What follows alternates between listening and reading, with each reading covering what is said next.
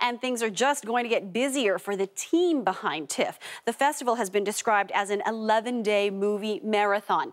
I had a chance to catch up with the man behind those movies. Cameron Bailey is TIFF's artistic director, and he spoke to me about what it takes to mount this world-renowned event.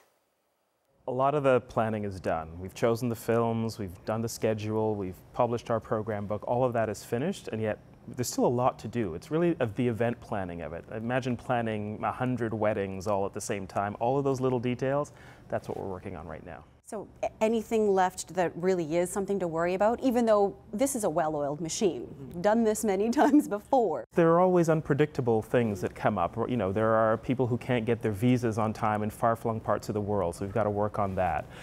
There are film prints or the digital copies that we screen that we have to make sure are going to be where they need to be on time.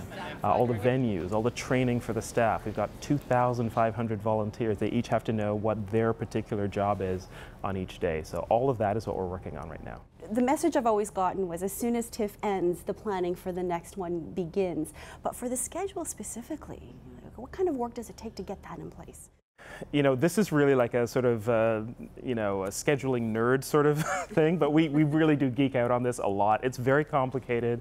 It takes a lot of work. I've been working on it probably since about March, April. It begins on our computers and spreadsheets, and then we migrate it to a massive board where it's done old school with little pieces of cardboard on a big white board. It's not exactly top secret, but the information on that board is highly guarded.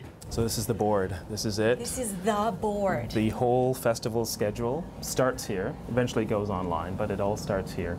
Each one of these cards represents one screening with all the details on it. So the film title, director's name, running time. What I think people don't know if they're not looking behind the scenes is just how much effort we put into putting this schedule together so that it works for as many people as possible. You know? This is a thing of beauty, actually, when you look at it. I'm glad you could appreciate it, because we do put a lot of effort into it. It's, and you don't ever want someone to put the wrong card in the wrong place. Right. You don't want anybody to kind of lean against it and move something by accident. No, that would be a problem. Over 250 feature films from 79 countries this year and another heavy-hitting roster of celebrities. And Bailey says attracting the stars is all part of the movie package. The directors and the actors who are making these movies, they put their heart and their souls into them. If this is the premiere of your film and you spent months, sometimes years working to get it made, you want to be there when it's exposed to an audience for the first time. So it's not that hard. When we see the films and we like the films, we invite them.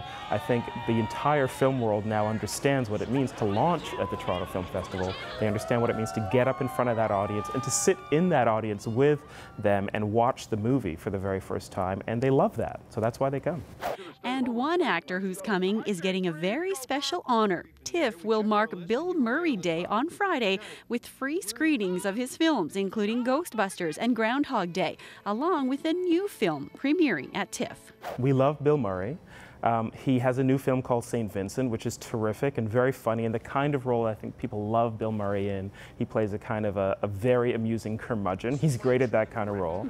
And then we began to think back and think, oh, we actually have a lot of movies that we love, and what's interesting is that there's a Canadian director behind some of the key Bill Murray movies, Ivan Reitman.